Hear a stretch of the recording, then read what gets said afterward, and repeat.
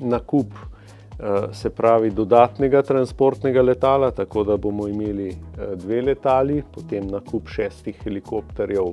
ki bodo primerni tudi za civilno uporabo, se pravi tako imenovani dual use, potem nakup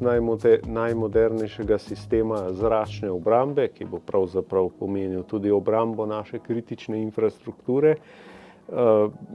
potem pridobivanje kadra, drastično smo povečali število udeležencev na taborih in tudi v lanskem letu imeli 325 novih zaposlitev v sistem, kar je prvič po letu 2010, da smo presegli številko 300. Na samem področju modernizacije lahko govorimo o modernizaciji opreme, modernizaciji pridobivanja kadra in predvsem modernizaciji tudi miselnosti. Se pravi, vojska je od ljudi za ljudi.